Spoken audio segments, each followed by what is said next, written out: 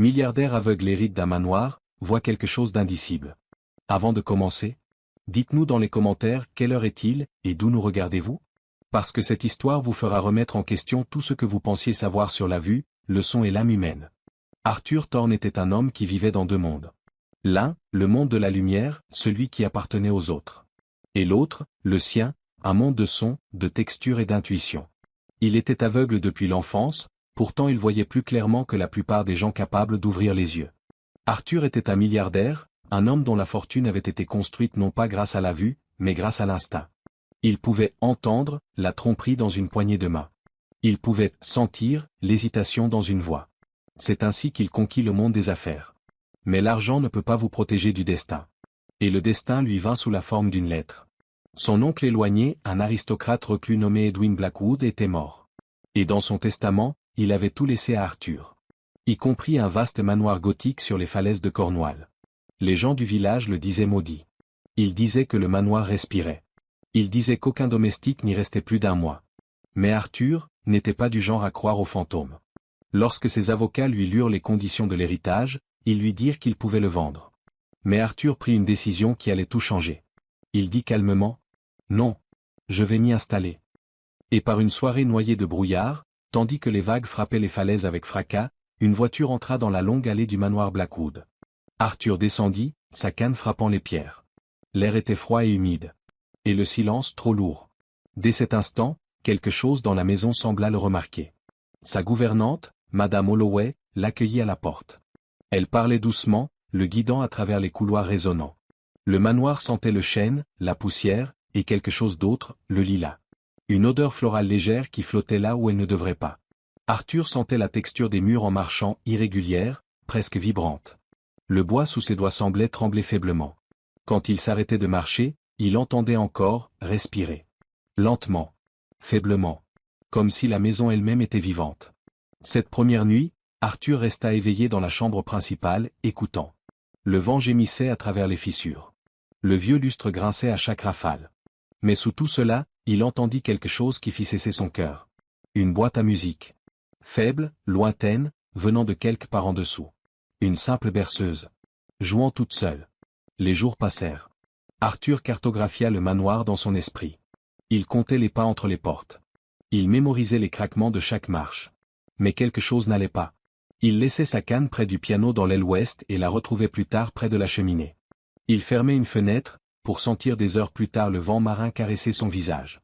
Madame Holloway insistait que personne d'autre ne vivait là. Pourtant, parfois, Arthur entendait de petits pas presser la nuit. Et cette odeur de lilas toujours présente. Plus forte certains jours. Plus légère d'autres. Mais jamais disparue. Un après-midi, en passant ses doigts sur le grand piano, il s'arrêta. Les touches en ivoire étaient chaudes. Pas à cause du soleil, les rideaux étaient fermés. Mais à cause d'un toucher. Comme si quelqu'un venait juste de s'y trouver. Arthur murmura à la pièce vide. « Qui est là ?» Personne ne répondit. Mais le silence qui suivit n'était pas vide, il écoutait. Arthur commença à rêver mais pas les yeux fermés. Il s'asseyait dans la bibliothèque, et soudain sentait quelque chose changer autour de lui. Pas l'air, pas la température, l'émotion. Les murs pulsaient de chagrin. Le sol vibrait de peur. Et puis il l'entendait encore, cette même berceuse, faible et tremblante. Et une voix. Une voix de femme, murmurant. « Cache-toi. Ne le laisse pas te trouver. » Arthur se réveillait en sueur. Mais le sentiment restait une présence proche de lui, fragile mais désespérée. Une nuit, en explorant le couloir, sa main toucha du métal froid, une poignée de porte dont il ne se souvenait pas.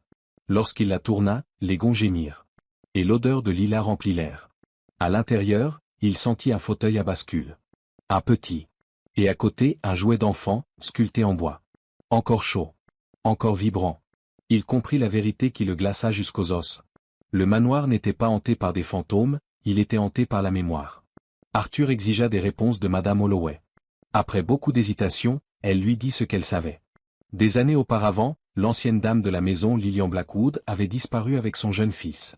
Les domestiques disaient qu'elle avait fui. Mais les villageois murmuraient qu'elle n'était jamais partie. Que son mari, Edwin, l'avait réglée. Arthur se figea. Edwin, son oncle. Le même homme qui lui avait laissé ce manoir. Cette nuit-là, Arthur sentit quelque chose changer dans la maison. L'air devint plus lourd.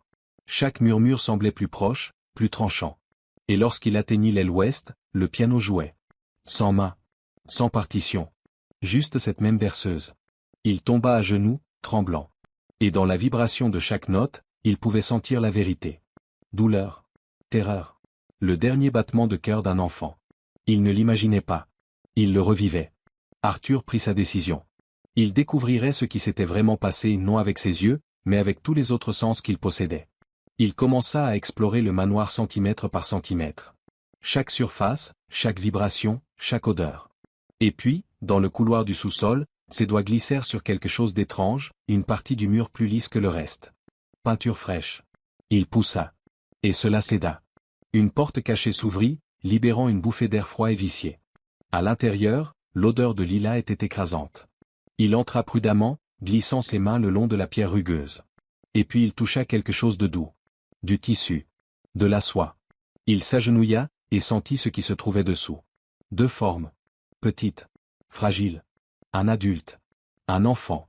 Une berceuse murmurait faiblement dans la pièce, mais elle ne venait pas d'une boîte cette fois. Elle venait d'eux. Arthur murmura en larmes. « Je vous vois. Je sais ce qui s'est passé. » Un instant, l'air devint immobile. L'odeur de lilas s'adoucit. Et la pression qui pesait sur lui depuis sa première nuit se leva. La maison expira. Le lendemain matin, Arthur appela les autorités. Les restes furent exhumés, et la vérité fit les gros titres à travers l'Angleterre. Le grand Edwin Blackwood, philanthrope, noble et collectionneur d'art, avait assassiné sa femme et son fils, les scellant derrière les murs de son manoir. Mais pour Arthur, cette révélation n'était pas la fin. Ce n'était que le début. Il décida de garder la maison. Pas comme une demeure, mais comme un refuge. Il transforma le manoir Blackwood en un sanctuaire pour les aveugles, un lieu où d'autres pourraient apprendre à percevoir le monde au-delà de la vue. Il déclara dans une interview. « Le manoir m'a montré que la cécité n'est pas l'obscurité. La vraie obscurité est l'ignorance. Et parfois, il faut fermer les yeux pour réellement voir. » Arthur ne parla jamais publiquement de ce qu'il avait vécu dans ce sous-sol.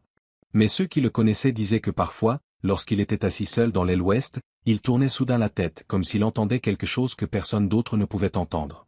Et alors il souriait, doucement, et murmurait. « Merci, Lilian. » Certaines nuits, des visiteurs affirmaient sentir une odeur de lilas flotter dans l'air. D'autres disaient qu'ils pouvaient entendre faiblement une berceuse jouer doucement, affectueusement, comme chanter pour la paix, non la peur. Arthur Thorne était allé dans ce manoir pour réclamer son héritage. Mais ce qu'il avait vraiment hérité, c'était la compréhension. Que la vue n'est pas le seul moyen de voir. Que certaines vérités ne peuvent être que ressenties.